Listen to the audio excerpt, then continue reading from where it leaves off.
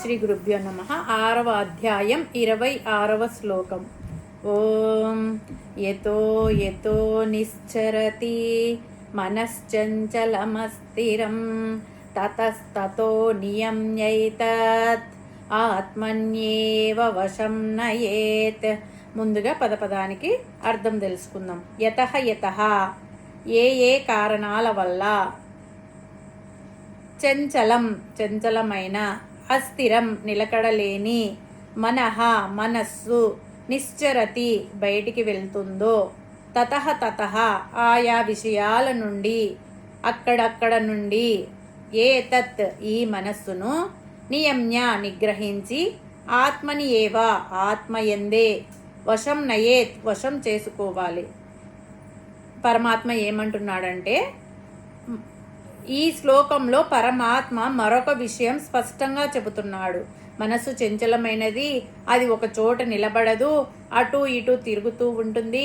ధ్యానంలో కూర్చున్న మరుక్షణం ప్రపంచంలో ఉన్న అన్ని పనికి మాలిన వ్యర్థ ఆలోచనలన్నీ మనకే గుర్తుకొస్తాయి. మరి ఎలాగా? నేను ధ్యానం చేయలేనా, నేను భగవంతుని మీద మనస్సు నిలపలేనా, బాగుపడలేనా అని చాలామందికి బాధ కలుగుతుంది. వారి ప్రశ్నకు ఈ శ్లోకంలో సమాధానం ఇస్తున్నాడు పరమాత్మ. చంచలంగా ఉండడం, నిలకడ లేకపోవడం, అటు ఇటు తిరగడం మనస్సు యొక్క సహజ గుణం. దానికి మనం ఏమి చేయాలి అంటే, నీళ్లు ఒలికితే పారిపోతాయి. పారడం నీటి యొక్క సహజ గుణం.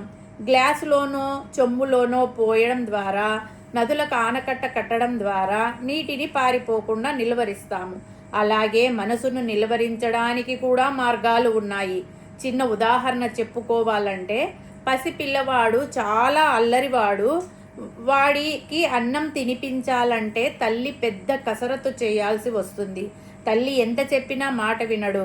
అటు ఇటు తిరుగుతుంటాడు. అటు పోతే ఇటు, ఇటు పోతే అటు పరిగెడుతుంటాడు. తల్లి చేతికి చిక్కడు, చిక్కినట్టే చిక్కి పారిపోతాడు. అటువంటి అల్లరి పిల్లవాడిని తల్లి పట్టుకొని సంకలో ఇరికించుకొని మంచి మాటలు చెబుతూ చందమామను చూపిస్తూ అన్నం తినిపిస్తుంది.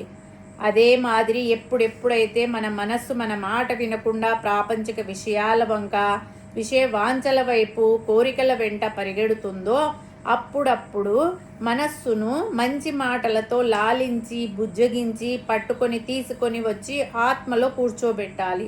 ఇది ఒకసారి చేస్తే కుదిరే పని కాదు. ఎప్పుడెప్పుడు మనస్సు బయటికి పరిగెడుతుందో, తతః తతః అంటే అప్పుడప్పుడు ఆ మనస్సును లాక్కొచ్చి ఆత్మలో లీనం చేయాలి అని అర్థం. ఎందుకంటే మనస్సు గాలి కంటే వేగమైనది, అది ఒక చోట నిలకడగా ఉండదు అని అందరూ చెప్తుంటారు. ముందుగా మనస్సు ఎక్కడ తిరుగుతుందో గమనించాలి. మనస్సు బయటికి వెళ్ళినప్పుడు నా మనస్సు బయటికి వెళ్తుంది అని గుర్తించడమే మొదటి మెట్టు.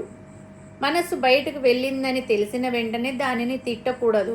దాన్ని మెల్లగా ప్రేమగా బుజ్జగించి ప్రస్తుత లక్ష్యం మీదికి తీసుకురావాలి. మనస్సు ఒక కోతి లాంటిది. అది పదే పదే పారిపోతుంది. ఎన్నిసార్లు పారిపోతే అన్నిసార్లు ఓపిగ్గా వెనక్కు తీసుకురావాలి. అజ్ఞాని అయిన వాడు ఆ మనసు ఎటుపోతే దాని వెంట పరిగెత్తుతుంటాడు. మనసు ఎలా చెబితే అలా ఆడుతుంటాడు. తనలోని విచక్షణా బుద్ధిని ఉపయోగించాడు. దీనికి ఒకటే మార్గం, అనవసర విషయాల మీదికి మనస్సును లగ్నం చేయకపోవడం. అప్పుడు కొన్ని విషయాల మీదనే మనసు లగ్నం అవుతుంది. వాటి నుంచి మనస్సును మళ్లించడం తేలిక. రెండో మార్గం ఏమిటంటే, బయట ప్రపంచంలోని వస్తువులలో దొరికే సుఖము తాత్కాలికము అనే భావన కలగాలి. అప్పుడు తాత్కాలికంగా వైరాగ్యం కలిగే అవకాశం ఉంది. అప్పుడు మనస్సును తేలిగ్గా మార్చవచ్చు, మరల్చవచ్చు.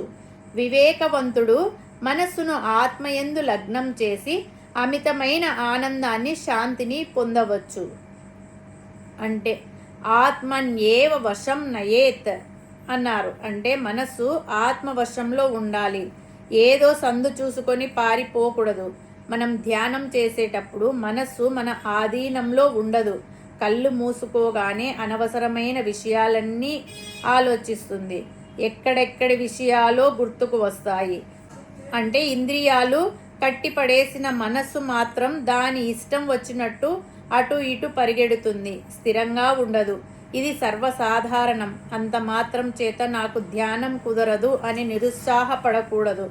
మన ప్రయత్నం మనం చేయాలి. పారిపోతున్న మనస్సును పట్టుకొచ్చి ధ్యానంలో నిలపాలి. మరలా పారిపోతుంది. అది దాని లక్షణం. అధైర్యపడకుండా మరలా లాక్కొచ్చి దానిని కూర్చోబెట్టాలి. ఈ ప్రక్రియ అంతా నిరంతర సాధనతో సాధ్యమవుతుంది. చదువుకునే విద్యార్థులు లేదా పని చేసే ప్రతి ఒక్కరూ తమ ఏకాగ్రత దెబ్బతిన్న ప్రతిసారి ఈ శ్లోకాన్ని స్మరించుకుంటే వారి పనిలో వారు ఏకాగ్రతగా ఉంటారు. మన ఏవ మనుష్యానం కారణం బంధమోక్షయోహో అంటే మనిషి బంధనానికి లేదా మోక్షానికి మనసే కారణం. మనస్సును మన వశం చేసుకోవడం ఈ శ్లోకం యొక్క సారాంశం. మనస్సును ప్రాపంచిక విషయాల నుండి మరల్చి ఆత్మయందు స్థాపించడం వలన కలిగే ఫలితాలను పరమాత్మ పై శ్లోకంలో చెప్పబోచున్నారు. హరి ఓం తత్సత్.